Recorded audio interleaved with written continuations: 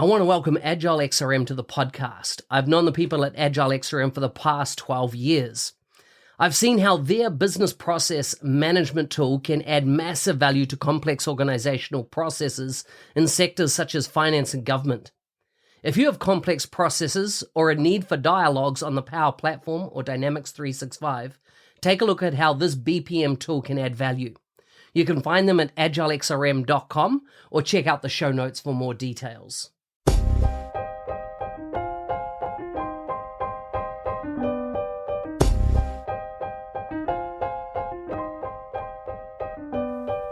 Welcome to the Power Platform Show. Thanks for joining me today. I hope today's guest inspires and educates you on the possibilities of the Microsoft Power Platform. Now, let's get on with the show.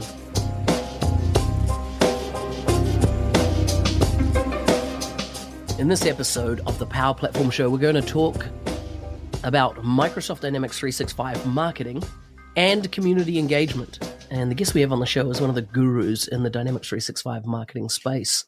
Today's guest is from the United Kingdom, England. She works as an independent Power Platform consultant at MVW Consulting. She loves learning and helping others. She's written more blog posts than I can count. You can find her in the show notes, links to her bio, LinkedIn, Twitter, all that type of great stuff. Welcome to the show, Megan. Thank you very much, Mark. It's been about 3 years since I was last on one of your podcasts. Yeah, crazy. Now, I apologize for my voice. I'm battling not COVID, but a cold of some sort. So bear with me. But, we caught up a couple of weeks ago and had a chat and said, hey, why don't we do a podcast together? Normally, I would ask about food, family, and fun and all that kind of background stuff. But I know I've done that with you. But tell me, top of mind for you right now outside of work, what are the things that you're focusing on? I know you've got some great physical outdoor-based activities. Tell us about those. Mark, yes. The closer it gets, the more I'm regretting it. Not really. But so last year, this Saturday gone, I walked and did a walk with my dad, my sister, and one of my brothers, and we walked for the Alzheimer's Society. And so sadly, my dad was diagnosed in end of 2019 with Alzheimer's, and his father had it. So it's kind of been in our family for a while. So we walked 25 kilometers, raised money for the Alzheimer's Society, and hated it. I mean, it was grueling. It was grueling mainly because my dad was a bit further progressed than maybe we appreciated, and it was challenging because of that. It was emotional, and we were like, never ever again. And then 2 weeks afterwards, my brother, who is just as stubborn as I am, was like, what do you think? Should we do 100 kilometers? And I was like, nice. Sure, why not? And we've gotten closer and closer, and we've both just been like, he'll pop up on WhatsApp or whatever and say, oh God, I'm just wondering if I'm going to be able to do it. I said, do you want to quit? He says, no, I'm not quitting. So we'll keep each other moving forward. So I'm training for that. So that's next, whenever this goes out, that's July the 9th, 100 kilometers, non-stop, no sleep, hopefully less than 24 hours. Amazing. So amazing. Shall see. So my Meg sent her regards to you, and just as a bit of inspiration for you, she has twice done 100K in New Zealand's under Oxfam. They run this 100K in 24-hour walk. The first time she didn't complete. She went back and did it again and completed, I think, in 23 odd hours. So pretty nice. Amazing. Okay. Her and her aunties did it together. And then when I was living in Sydney, I was support crew for two teams across 2 different years doing the Sydney Oxfam, which is 100K. But the Sydney one was much more grueling. It was intense landscapes that you were going across. But, being support crew on that was a heck of a lot of fun, but, lining up at each stop, massaging the feet of the walkers, making sure they're hydrated and, correctly fueled up and, offering the encouragement, et cetera, to get to that finish line. But seeing people come over the finish line is a sight to be seen because it's like the bodies are not functioning right. Yeah.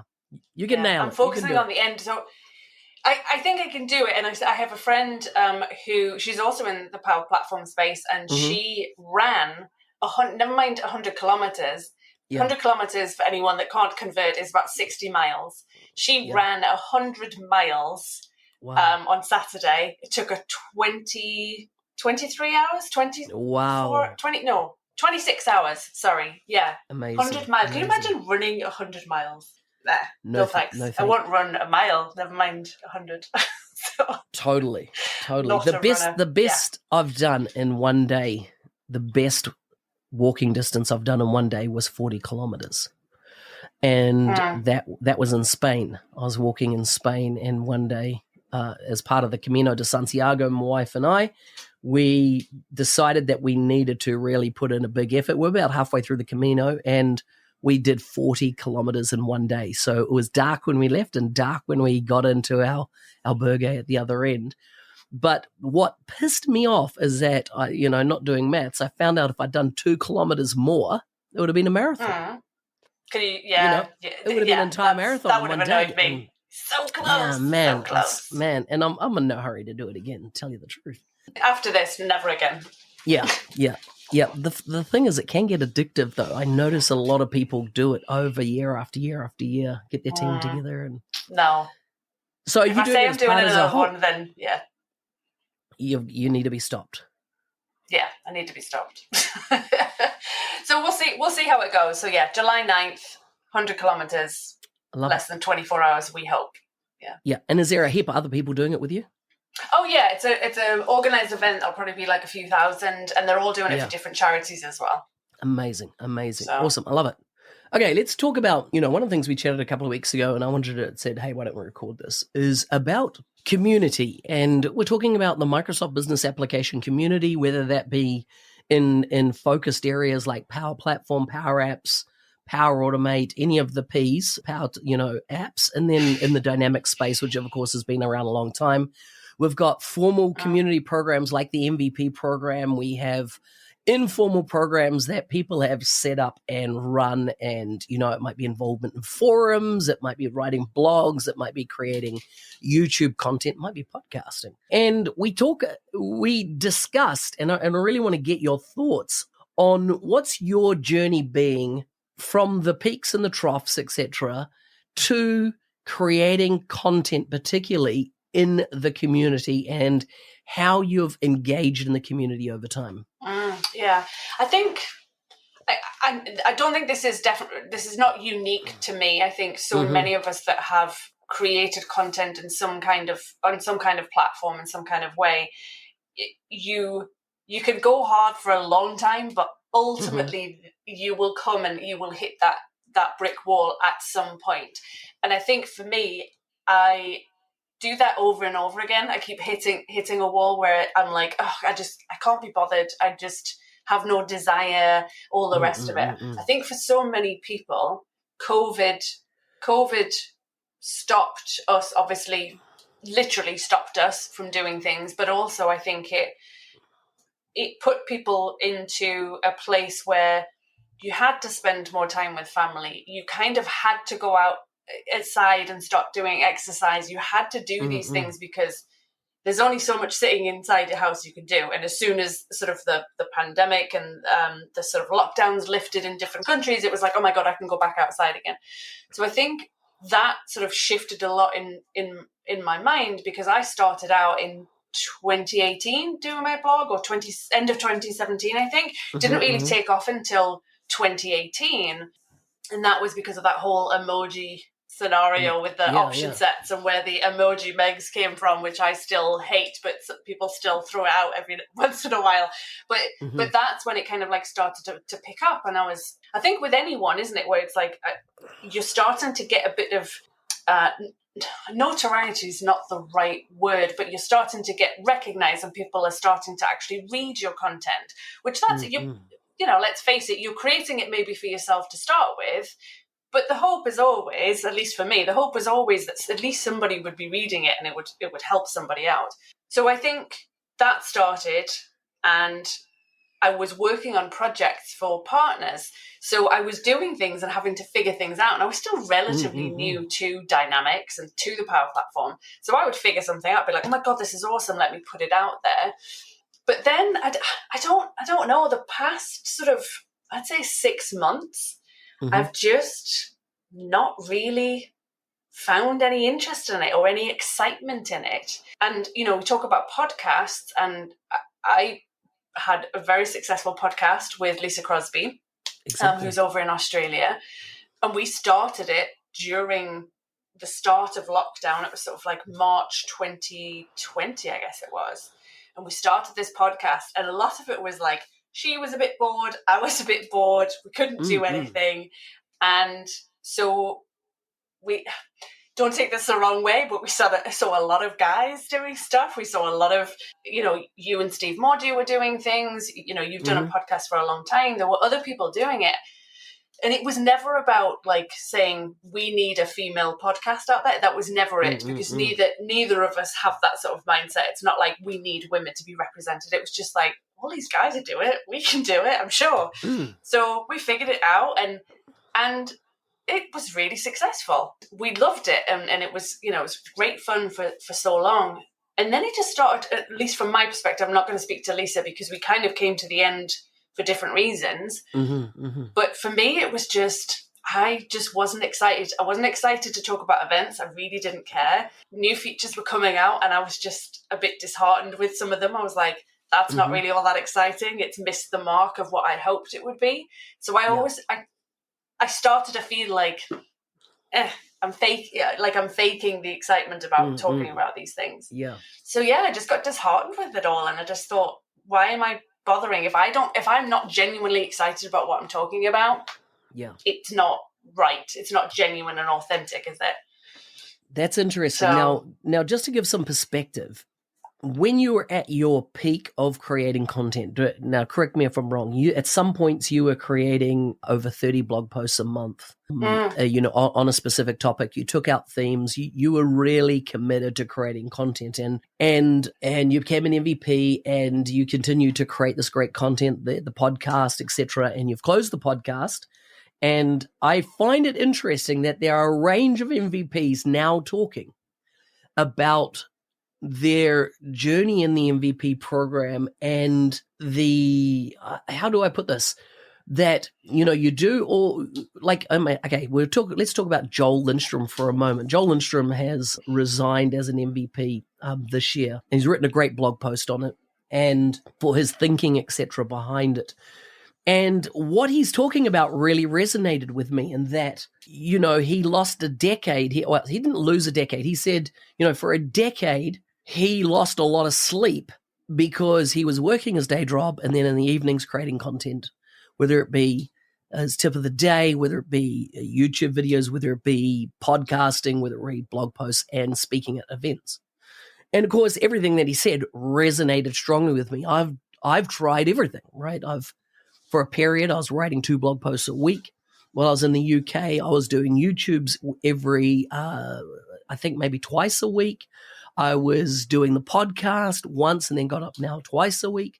And I was finding I was enjoying it because I was stretching myself. But then it got to the point where the stretching was done and the contraction happens, kind of thing with a rubber band. And I didn't need to keep doing that. And so progressively, I've started culling off anything that doesn't bring me joy, right? Which I don't know if you heard of Mary Condo, Mary Condo, I think her name is around clothes. Yeah, if it does not spark joy, if it doesn't spark joy get rid in of you, it, right? Then let it go. And I 100%, I mean, that was, Lisa and I tried, bless her, I think that I had reached the point of really not being into it quite a bit sooner than her. And we'd taken a bit of a break, we regrouped, and then we did it successfully again for probably another 6 months. But it was one of those things I just knew, I kept coming back to it, and exactly like you said, it wasn't bringing me joy.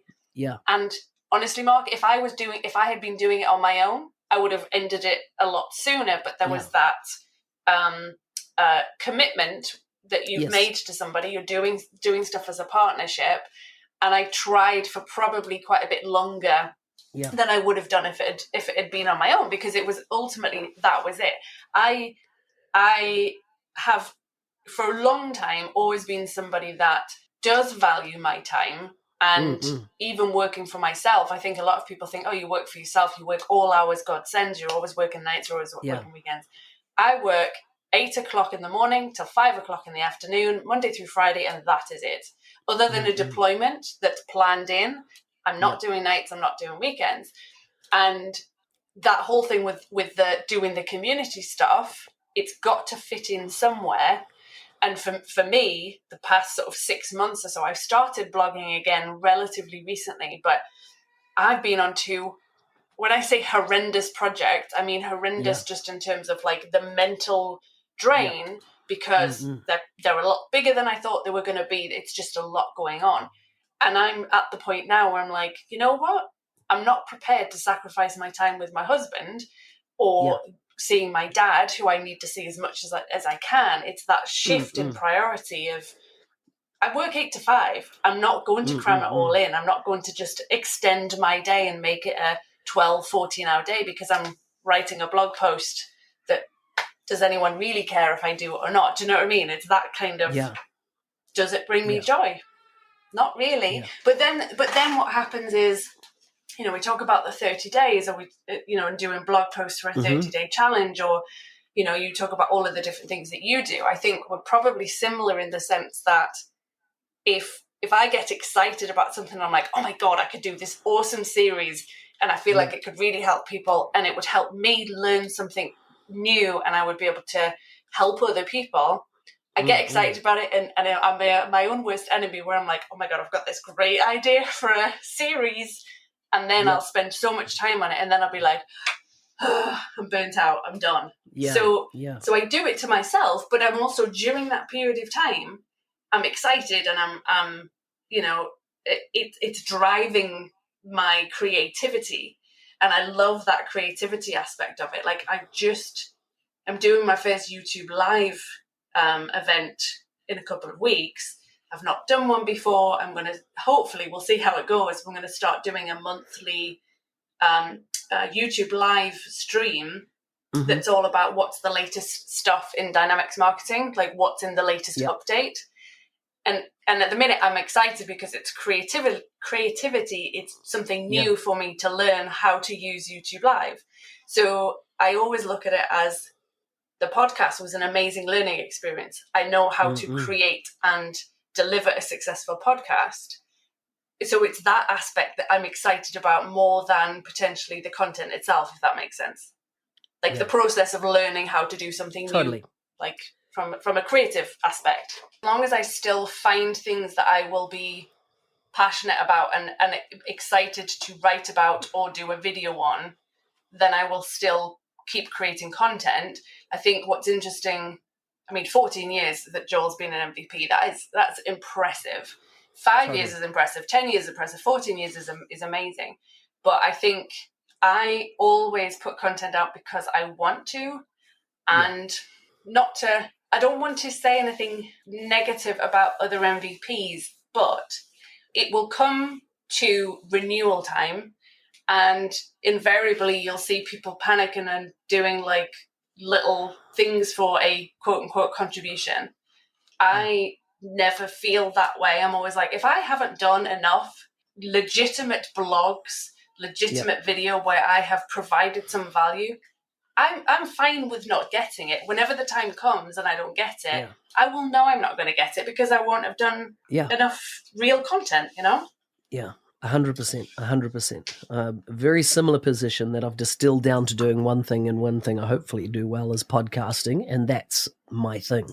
And why? Because it still brings me joy. I love meeting people. Even with, you know, although the listeners can't hear us, I can see you, you can see me, and it's creating a much better experience in podcasting, which I thoroughly enjoy. But you mentioned there about Dynamics 365 marketing, and I consider you one of the two gurus in the world, both females. The other one is as well. We won't mention her name. Come on, she's not been she's not been mentioned for a while in anything. What's her name? Is that Miss Holden? Amy with an E. Do you know, I didn't even know that was her last name. You know, I kind of did, but like it never resonated or with me. But yes, Amy.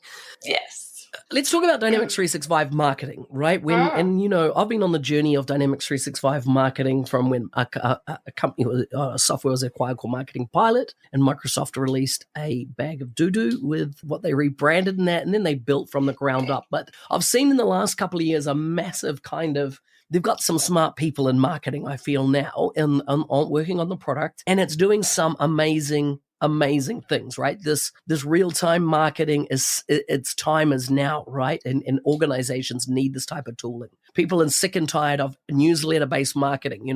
The minute I get an email, it has a banner image across the top. Delete. I don't even read the subject lines. Just delete. I'm like, this is a marketing piece. It's not a personal email to me. And so I feel that real-time marketing allows a much more tailored experience rather than here's some block copy we're just going to chuck in there and use. And of course, it gets better cut through, right? And tell me about what excites you when we look at Dynamics 365 marketing and the maturity of this product. What excites you about it? What are the things that you say to people, wow, check out this. This is freaking awesome.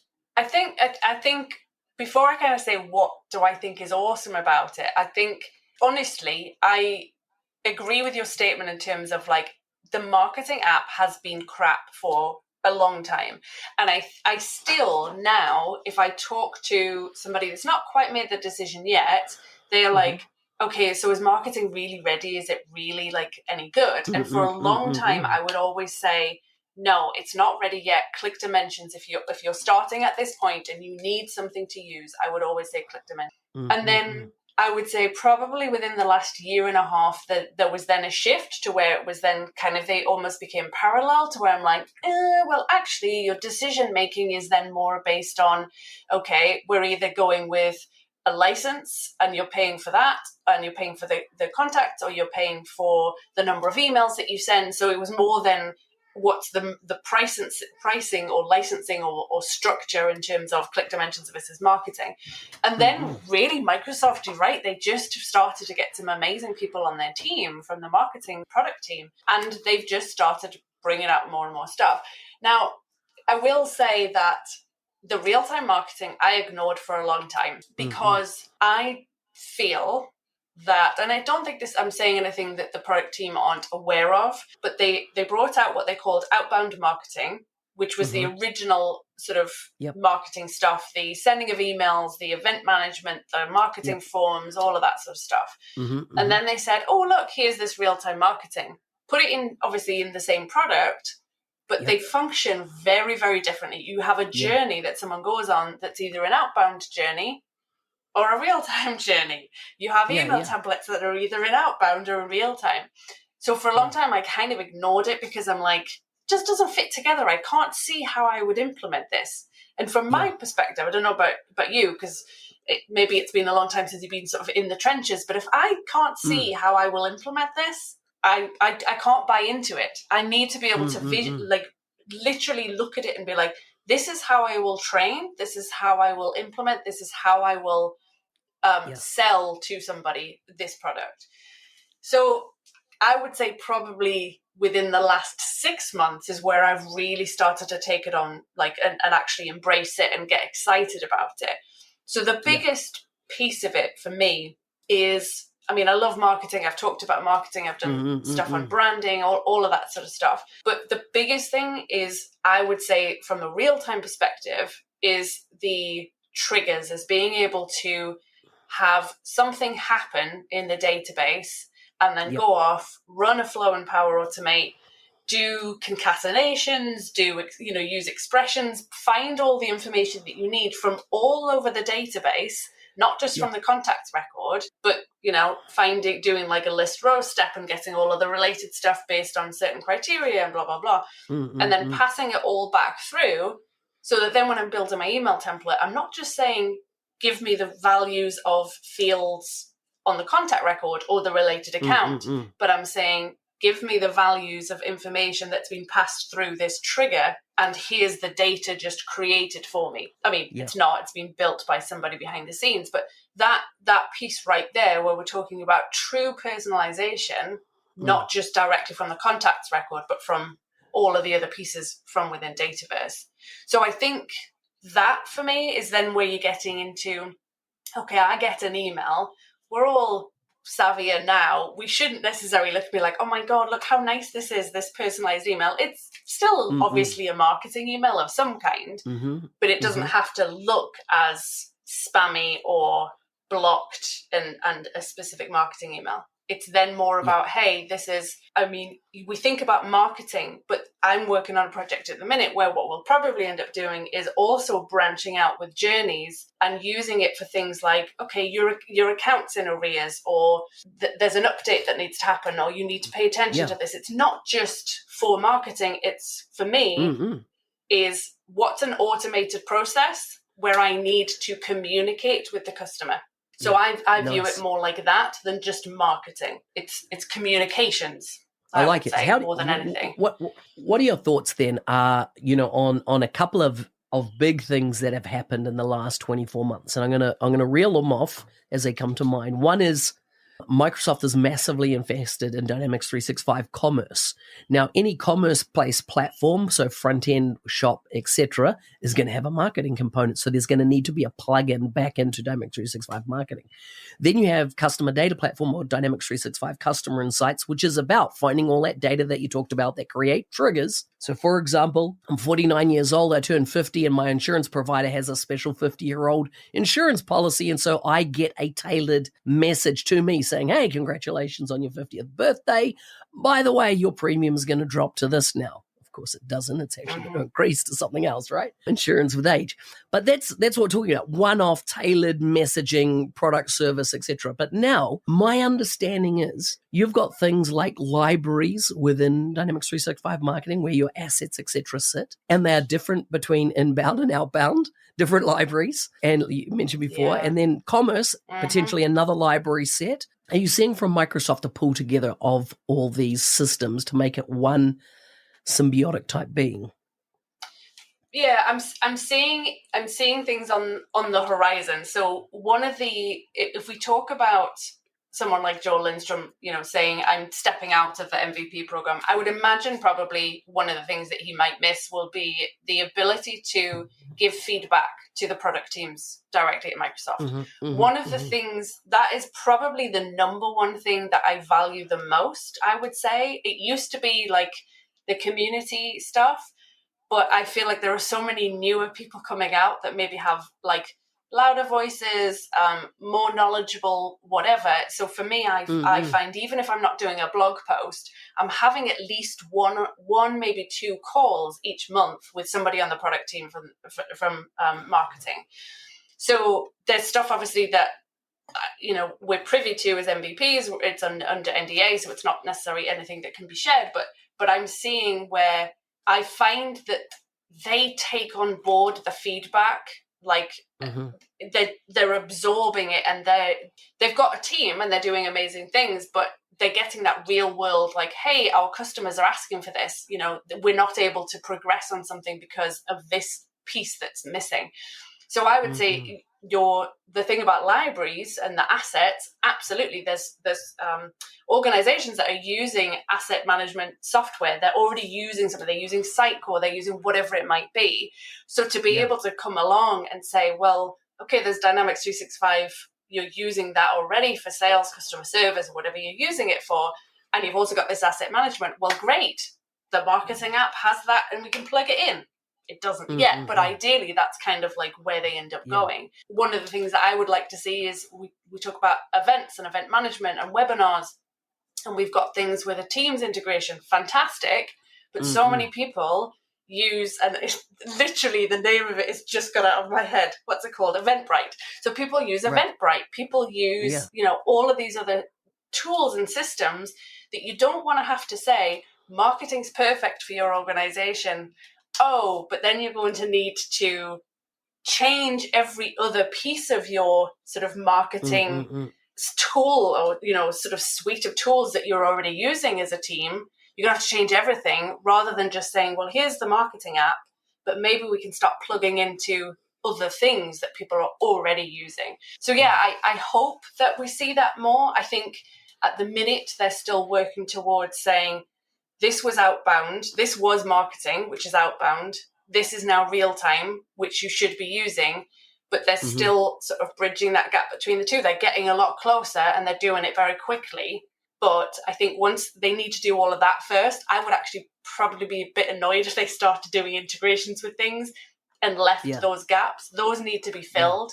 Then I think it's like they've set themselves up to be like, right, now we can go off and do these other plugs into other tools. That's my hope, at least, is they plug all the gaps in and then they can go off and do other things. I like it. Whether they do or not, I don't know, but that would be good. Megan, it's been a pleasure having you on the show. Final words.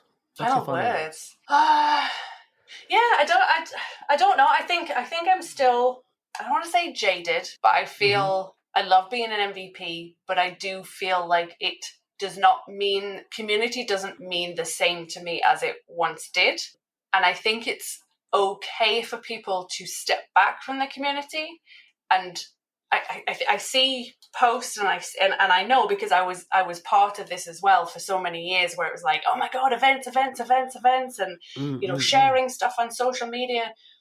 And I think it's okay to not be at every event. It's okay to not share and retweet everything that you see. I see so many people talking about FOMO of not being at an event. I couldn't care. Like Scottish Summit, I just was not interested. And I also knew that even though I'm very chatty and outgoing when I'm on one-on-one or in groups of people, I don't like big events. One of the most special moments for me at Scottish Summit, the very first one, was sitting with you and Lucy Bourne at a bar in Glasgow, chatting about real stuff that was important in life. And I think that for me is community. I view it as that. I view it as making the relationships that mean stuff. I don't view it as big events and like that. To me isn't real. And that's not everybody feels the same, because people have different personalities. But I think now, a few years on, I can recognise that and be like, I don't want to go to Scottish Summit because I don't feel I'm going to get the meaningful conversations that I need as a person, if that is fair to say. Hey, thanks for listening. I'm your host, Business Application MVP Mark Smith, otherwise known as the NZ365 Guy. If there's a guest you'd like to see on the show, please message me on LinkedIn. If you want to be a supporter of the show, please check out buymeacoffee.com/NZ365Guy. Stay safe out there and shoot for the stars.